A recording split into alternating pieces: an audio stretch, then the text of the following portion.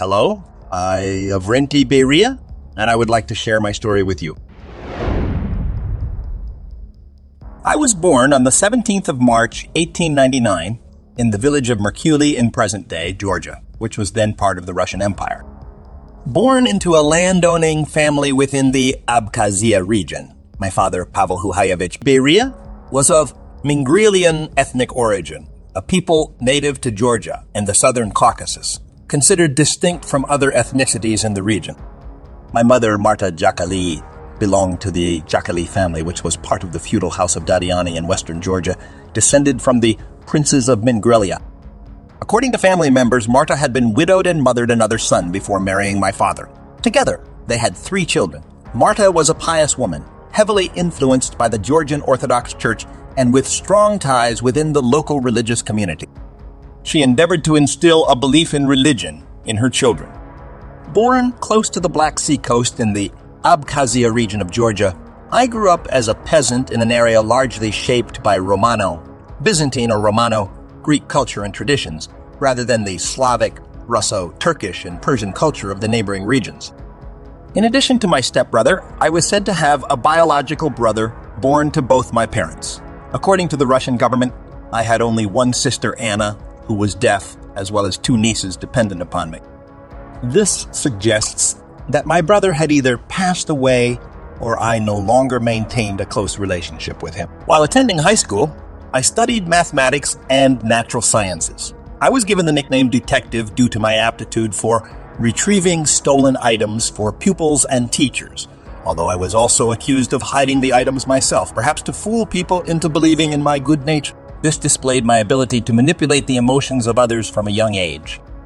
Graduating from the Baku Polytechnical School for Mechanical Construction in 1919, I was viewed as a mediocre student, but became politically active after joining the Bolshevik cause in 1917 while still studying. It was around this time that the Russian Revolution began, following widespread unrest surrounding Tsar Nicholas II's incompetent rule during World War I. This conflict would also spark a chain reaction of political upheaval across Europe a year later, including the abdication of the German Emperor Wilhelm II and the collapse of the Ottoman Empire. After the defeat of the Central Powers, Tsar Nicholas II, possibly the weakest or least able of Europe's monarchs, had allowed the immense wealth of the Russian nation to fall into the hands of a minority of elite nobles during his tumultuous rule. With the Tsar's backing, these nobles kept Russia's countless millions of peasants chained to a life of servitude and poverty. This, combined with the carnage of the First World War on the Eastern Front, where Tsar's soldiers often went into battle without rifles, eventually led to an eruption of revolutionary sentiment and activity that would strike the Tsardom asunder. Nicholas's competency as a ruler had first been called into question following Russia's loss to Japan during the War of 1904. 1905, initiated by the Tsar himself in response to Japan's imperial expansion in Asia. This war led directly to clampdowns and mass protests across Russia, such as the bloody Sunday massacre of January 1905 near the Winter Palace in St. Petersburg, in which hundreds of protesting civilians were slaughtered. As a direct result, the state's Duma, or legislative body, was formed in 1906 under a new Russian constitution that aimed to give commoners a greater say in order to abate the growing revolutionary fervor. Ultimately, this political appeasement would prove deceptive, as the Tsar had ceded only a nominal amount of power to the people to prevent his weakening empire from collapsing. In reality, he still wielded significant authority, eventually compounding his earlier failures by surrounding himself with corrupt and incompetent advisors. This course would bring about his ultimate downfall during the largest war in history. Due to the size of the Russian Empire and the wide range of nationalities and ethnicities, each with their own regional traditions, achieving an overarching Russian national identity and unity proved difficult. At this time, Georgia was a client state of its massive northern neighbor and was seen by many as a mere colony or backwater. However, the small state was quickly becoming a hotbed of political activity in the Russian liberation movement. During both Stalin's and my childhood, anti-Russian and anti-Tsarist sentiment was rife in impoverished Georgia, which, combined with its proud independent history, made its populace increasingly difficult to control. When a spider's web of alliances essentially forced Russia to go to war against Germany and Austria in 1914, the Russian economy, army, and state were gradually worn down until ultimately Nicholas II, the last of the Tsars, was forced to abdicate on the 15th of March, 1917. He was replaced by a provisional government headed by Alexander Kerensky, who was himself overthrown 6 months later, in October 1917, by Vladimir Lenin's Bolsheviks. Following the revolution, Georgia refused to recognize Lenin's regime, but this detachment soon left it vulnerable to other regional powers, including post-Ottoman Turkey. Over the coming years, the country fought to maintain its autonomy, even losing the coastal port of Batumi for a short period to the Turks. Thus, in an effort to strengthen its defenses, the state eventually joined the Transcaucasian Democratic Federative Republic, a geopolitical pact that included Georgia as well as Azerbaijan and Armenia. The republic only lasted a month due to disunity between the three countries, leaving all three vulnerable yet again. Nonetheless, Georgia formally declared independence on the 26th of May, 1918, for the first time in 116 years, with the Social Democratic Mensheviks becoming the dominant political party in the country. They promoted ideologies around land reform, whilst also retaining the national identity of the country, avoiding a revolution similar to that of Russia's. But despite this, the country would eventually be unable to prevent itself from being consumed once more by its northern neighbor. Despite Russia's recognition of Georgia as a country in 1920, Joseph Stalin, under Lenin's orders, would lead a Bolshevik invasion of the state in 1921, after which it would become the Georgian Soviet Socialist Republic, essentially making it a Russian vassal once more. It is said that I, Lavrentiy Beria, did not share the same Marxist-Leninist ideology as my later comrades, but I nonetheless became a prominent supporter of Stalin's later regime.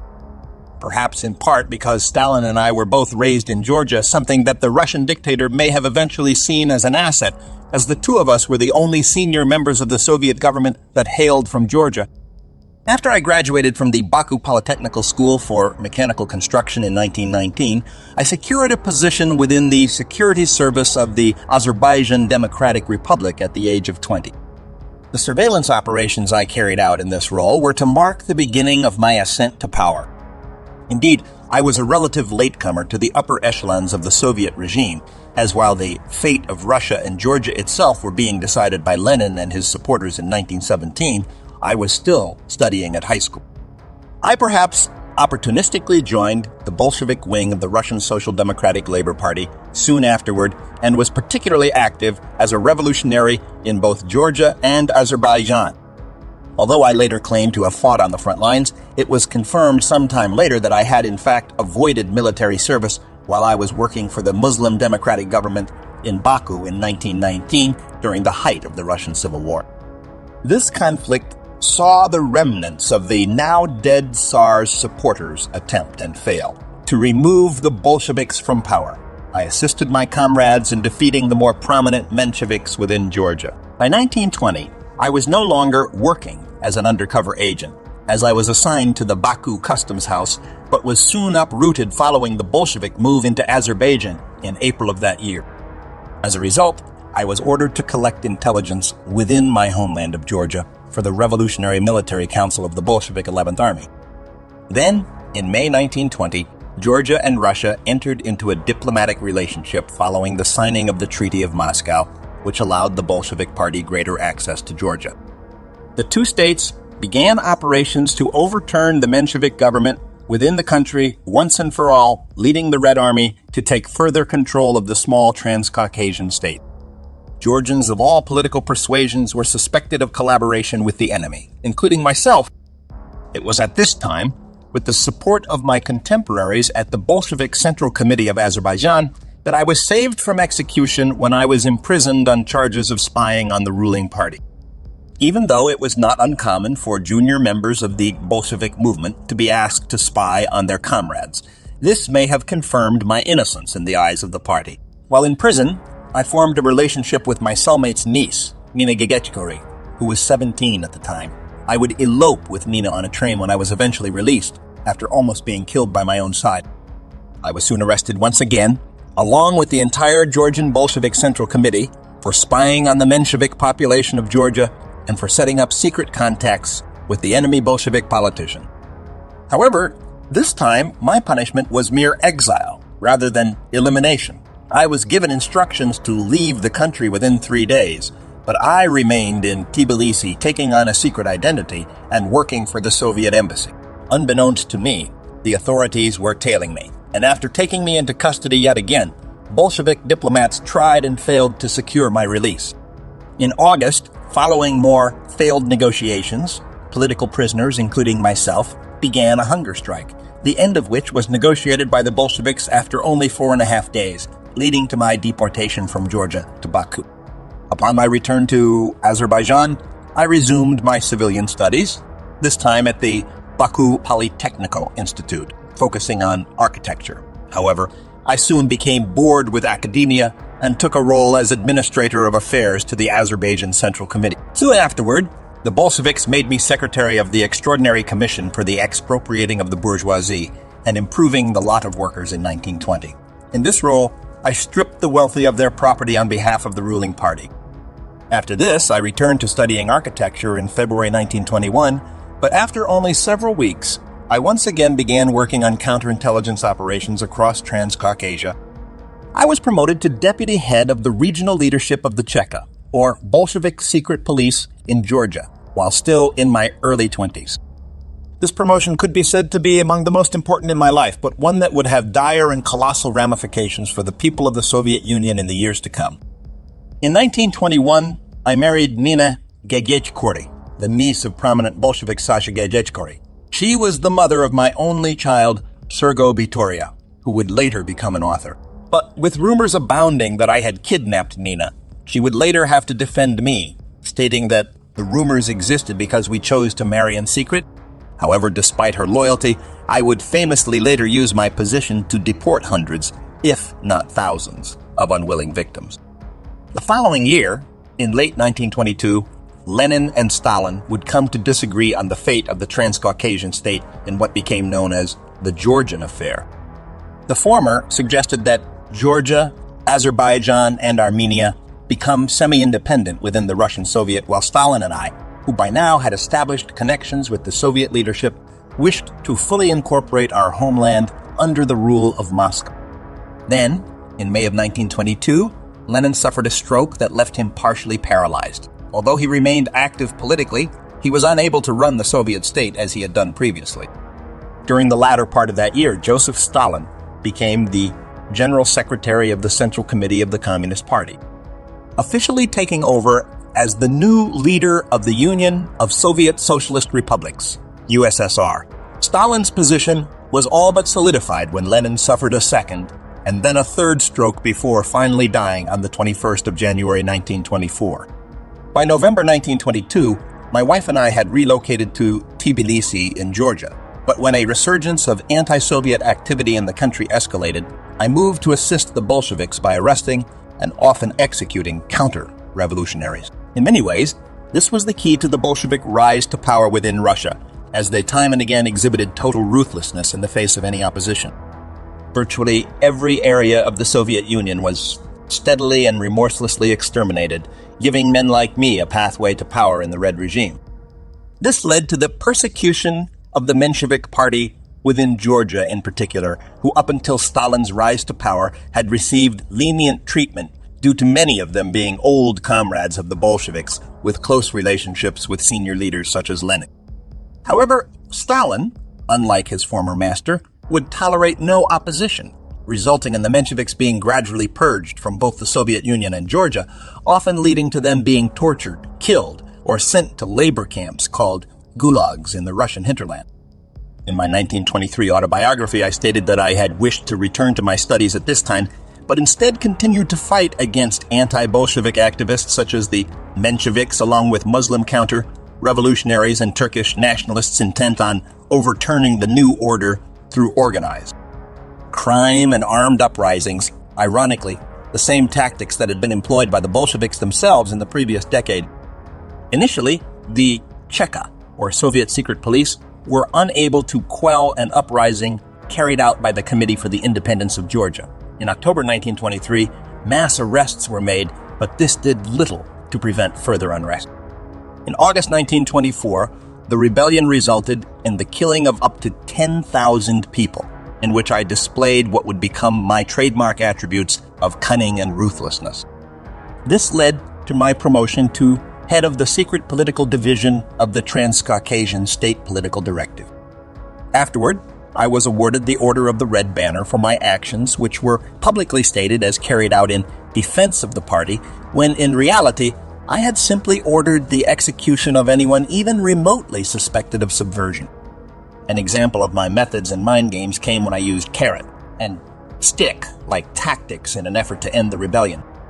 I informed the rebel leaders that they should order their counter-revolutionaries to abandon their uprising and put down their weapons so the mass executions of their comrades would come to an end. However, when this offer was accepted and the dissidents surrendered, the persons in question were more often than not simply shot and armed raids carried out in which entire civilian communities were purged, meaning that they were sent to Beria or simply exterminated. I was likely assisted in this campaign of carnage by fellow Georgian Sergo Orjonikidze, who had helped the Bolsheviks come to power in 1917 and oversaw the attacks on my orders in both the North and South Caucasus region. However, both I and my subordinates faced fierce criticism for the political purge we had undertaken. But both I and my superior, leading Georgian Chekist Ektam Takayishvili, escaped punishment when we turned the blame on subordinate Cheka agents who were used as scapegoats for the atrocity. During the mid-1920s, now a seasoned police agent with a reputation for getting the job done, I increasingly began to provide security and intelligence to the Soviet leader Joseph Stalin himself, as I began to expand my remit beyond Georgia's borders. Indeed, evidence for the growing working relationship between the two of us Georgians can possibly be found when in 1925, the leader of the Transcaucasian Cheka, a proud Trotskyist and enemy of Stalin, Solomon Mogilevsky, along with two senior officials, were killed in a plane crash following the detonation of an explosive device on the aircraft they were traveling on. Rumors suggested that Mogilevsky had incriminating information on both Stalin and me that could harm our political reputations, but a resulting internal investigation after the event cleared both of our names, meaning that we escaped unpunished due to inadequate evidence linking us to any crime. Although Stalin's rival, Leon Trotsky, claimed that there had been 3 anti-Stalinist officials on the way to visit him, meaning that it is possible that Stalin and I took the opportunity to eliminate our opponents. I used the incident as an opportunity to forge a close relationship with my superior and thus earn promotion.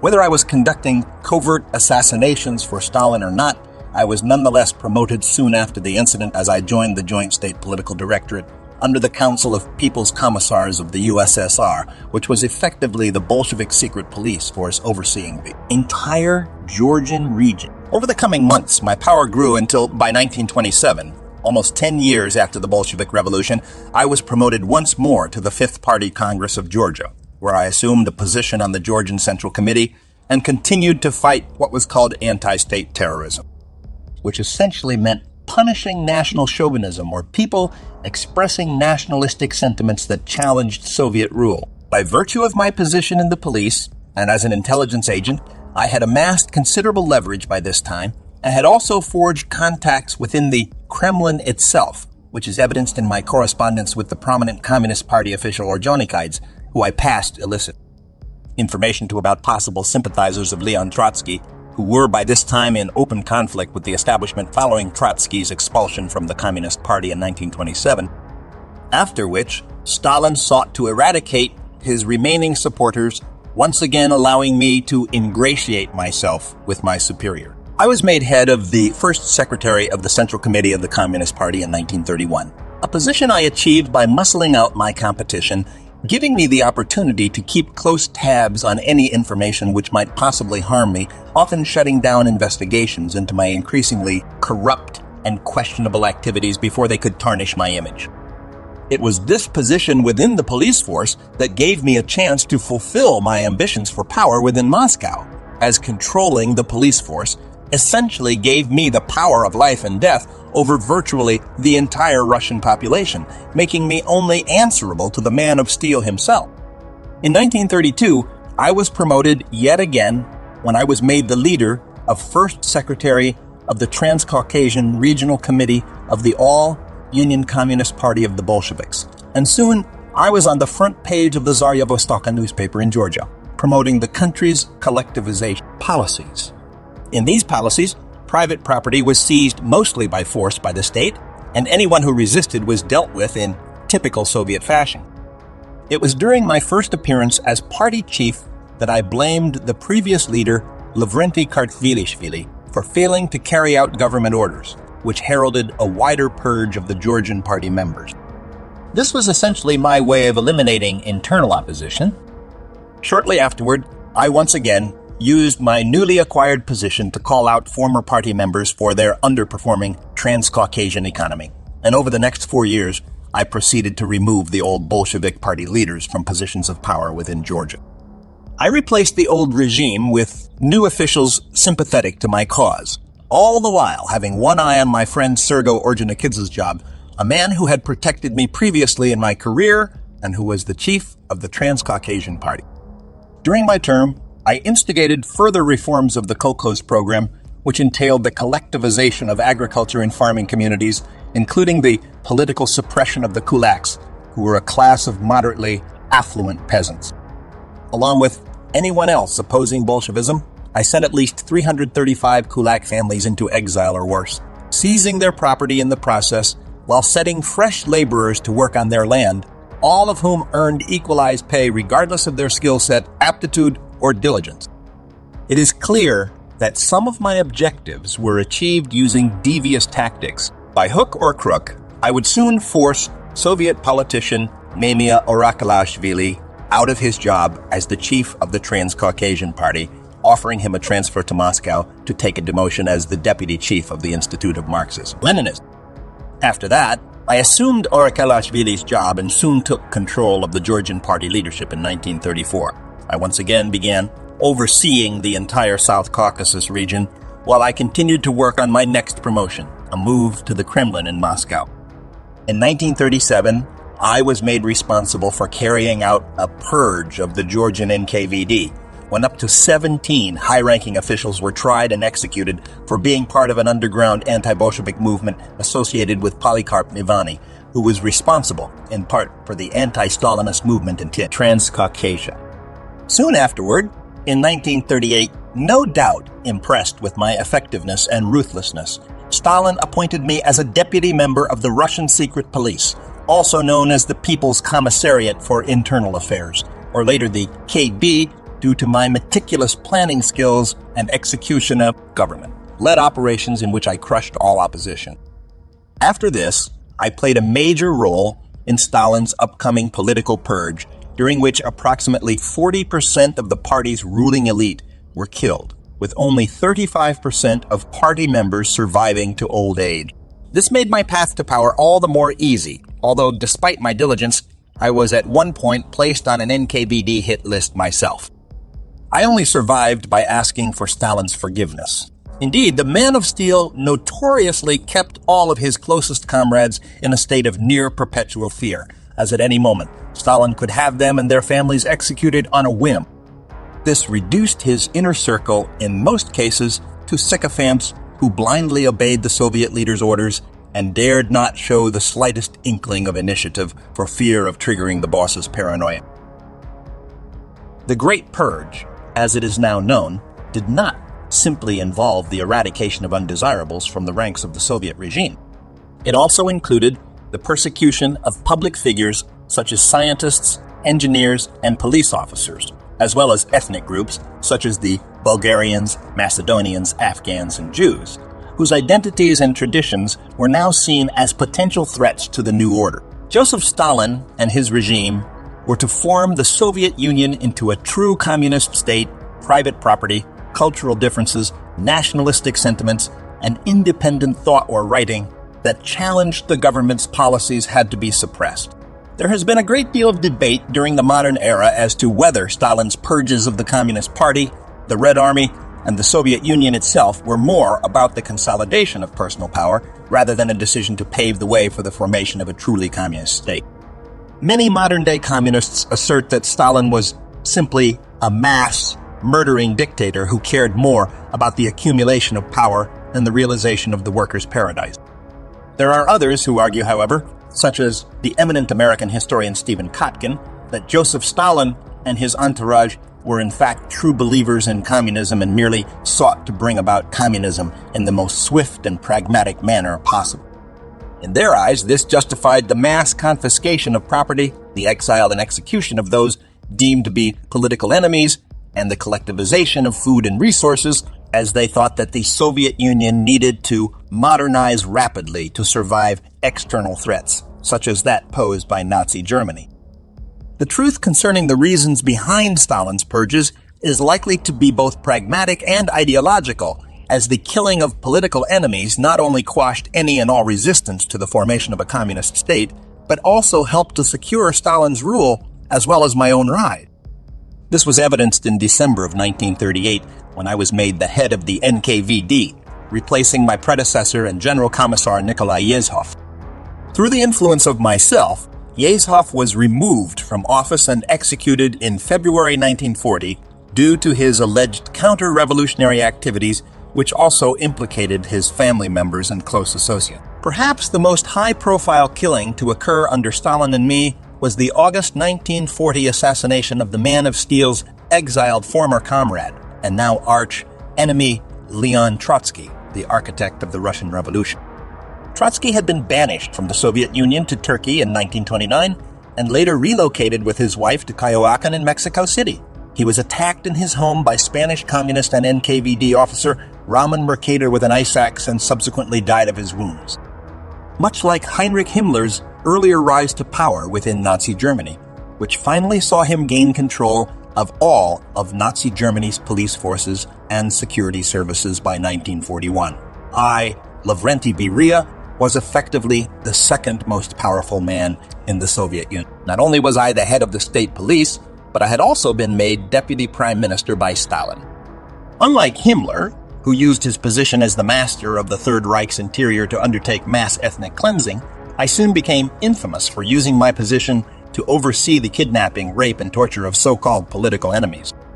Nonetheless, I was still referred to by Stalin as our Heinrich Himmler when he introduced me to U.S. President Franklin Roosevelt in 1943, the similarity being that both the SS and NKVD both utilized prison camps to imprison and eliminate undesirables. In 1938, war broke out once again between Russia and Japan in what has become known as the Changkufeng, or Battle of Lake Hassan incident. Japan attempted a military incursion into Mongolia through its then-puppet state of Manchukuo. However, the forces of the Land of the Rising Sun were later defeated in 1939, forcing Japan to enter into a treaty with the Soviets. This, in turn, halted their imperialist objectives in mainland Asia, later resulting in them focusing on expansion in the Pacific theater. During the conflict, I was made responsible for the mass deportations of Japanese enemy soldiers, which ultimately, in many cases, resulted in the execution of thousands. By the end of the war with Japan, the Soviet Union, in an attempt to create a buffer zone between itself and Germany, invaded the Baltic states of Estonia, Latvia, and Lithuania, along with Finland, in what is now known as the Winter War of 1939-1940. Stalin justified this by claiming that he wished to defend his neighbors' democratic states against the fascist regime of Germany. The attack was met with stiff Finnish resistance, resulting in the deaths of up to 200,000 Bolshevik troops. I, along with the NKVD, were sent to intervene to prevent and punish any Bolshevik soldiers who deserted the frozen battlefields. Despite Finland's stubborn resistance, the Soviet Union eventually secured territorial concessions from its neighbor, particularly around Lake Ladoga and the Gulf of Finland. Afterward, Stalin turned his attention to Romania, annexing both Bessarabia and northern Bukovina. I was responsible for the transportation of political opposition to internment camps known as gulags, where inmates were subjected to a regime of forced labor. This pattern of expansion, suppression, exile, and execution was then repeated once more when the Red Army, in accordance with Stalin's non-aggression pact with Hitler, entered eastern Poland in September of 1939. My NKVD carried out the mass execution of thousands of captured Polish troops and, in particular, army officers in the Katyn massacre who were deemed to have been a particular threat to Soviet rule. Between 1939 and 1941, the Soviets continued to deport tens of thousands of Polish nationals from the eastern part of the country into the inhospitable Siberian Westes, resulting in the deaths of at least 400,000 Poles. Their fellow countrymen and women, who had hitherto been fortunate enough to escape the attention of my henchmen, would soon have to endure the equally tyrannical rule of Heinrich Himmler's SS. In the aftermath of Nazi Germany's invasion of the Soviet Union, which commenced on the 22nd of June 1941, 3 million German troops crashed into the stunned divisions of the Red Army across the Soviet frontier into Poland and Eastern Europe. Prior to the invasion, Stalin had been confident that Hitler would not open a second front in Europe, as he was still at war with an isolated Britain. In an effort to ensure hostilities did not erupt with Germany, the Man of Steel entered into the previously mentioned Molotov-Ribbentrop non-aggression pact in August of 1939. But despite the strategic risks, as well as the fact that Germany was dependent on the Soviet Union for most of its basic war materials, including oil, Hitler was determined to embark on a final showdown with the Bolsheviks. He decided to break the non-aggression pact as he deemed the Red Army, as well as the Soviet Union itself, to be weak and therefore ripe for the picking. Initially, it seemed as though Hitler was correct in his assertion that the Soviet state would come crashing down as soon as its doors had been kicked in. His Wehrmacht quickly breached the Red Army's defenses along 3 Soviet fronts, from the Baltic states in the north to Romania in the south, resulting in the destruction and capture of millions of Red Army troops, the obliteration of the Russian Air Force, and the annihilation of their obsolete tank divisions. In the long run, this may have been beneficial, as it enabled Stalin to build up fresh armored divisions from scratch, with superior models of fighting vehicles. Part of the reason for the near total inability of the Soviet frontier armies to resist the German onslaught in the early stages of the invasion was due to the pre-war Communist Party purges that had been ordered by Stalin himself and carried out by me. Thousands of army officers and hundreds of divisional as well as army commanders were shot. But despite having previously weakened the Red Army, I was now called upon to strengthen its resolve. Political commissars as well as NKVD agents were employed to maintain the morale of the troops along the Eastern Front, in most cases by ensuring that the Red Army's fear of the Soviet regime was greater than that of its fear for the invader.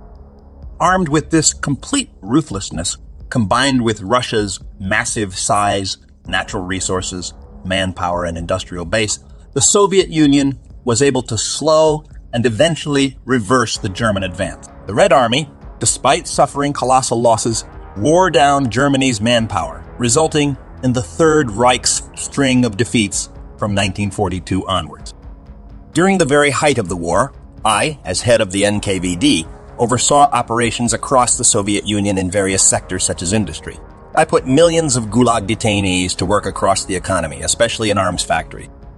This, combined with further Red Army purges, earned me yet another promotion from Stalin when I was made Commissar General of State Security, cementing my position of power. In addition to overseeing Soviet war production, I also coordinated counterintelligence operations in the Northern Caucasus, where I was responsible for policing frontline deserters, deflecting subversive Nazi propaganda, punishing saboteurs, and fighting political banditry.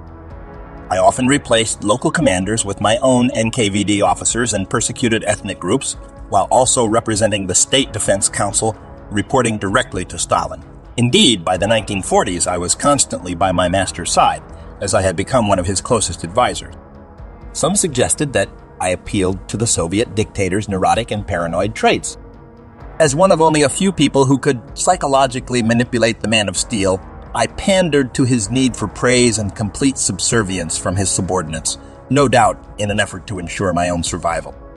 In May 1944, I was commissioned to carry out further purges on counter-revolutionaries across the Soviet Union, resulting in ethnic cleansing of the Crimean Tatars, a Turkic ethnic group who had sided with Germany during the invasion. Many Crimean Tatars were sent from their homes in the autonomous region of Crimea to Uzbekistan as punishment for their dissidence, along with other ethnic populations such as the Chechens, Pontic Greeks, and Volga Germans, to name but a few. All were relocated en masse to Central Asia to prevent them from assisting the German war effort, despite the fact that by 1944 it was in a state of near-complete collapse. Following the nuclear bombing of the Japanese city of Hiroshima on the 6th of August 1945 by the United States of America, Stalin escalated his own atomic program, which he appointed me to lead. Control of the NKVD was handed to Sergei Kruglov in December of 1945. While head of the Soviet atomic research program, I once again utilized the gulags, putting hundreds of thousands of prisoners to work in uranium mines and building test sites across Siberia, while overseeing the development of the bomb itself with an iron fist. The development of the weapon was given top priority by Stalin due to America's newfound military advantage, which was the reason why I, his hatchet man, was assigned to lead the project. Total dedication of all involved was guaranteed due to my fearsome reputation. Under my supervision, Soviet nuclear physicists Igor Kurchatov and Yuri Khariton eventually developed a plutonium implosion bomb, which was successfully detonated on the 29th of August 1949 at the Semipalatinsk test site in present-day Kazakhstan. This marked the first test of the Soviet atomic bomb, the aptly named First Lightning, or RDS-1, which was soon followed by further detonations over the coming months and years. This would eventually lead to the development and testing of the Soviet Union's first hydrogen bomb, RDS-37, in 1955, which had an equivalent power or yield of 1.6 million tons of high explosive, or TNT, compared with the relatively puny First Lightning, or RDS-1, which had a yield of only 22,000 tons of TNT. Despite many within the Soviet regime hating me for my ruthless pursuit of power, and many within the atomic bomb program holding the same sentiments, I did receive later praise from Yuri Khariton for my handling of the program. In his book, The First War of Physics, he stated, Beria understood the necessary scope and dynamics of research. This man, who was the personification of evil in modern Russian history, also possessed great energy and capacity to work. The scientists who met him could not fail to recognize his intelligence, his willpower, and his purposefulness. They found him a first-class administrator who could carry a job through to completion. Due to zealous Russian secrecy, information about the Stalin regime in the years following World War II is difficult to find even now.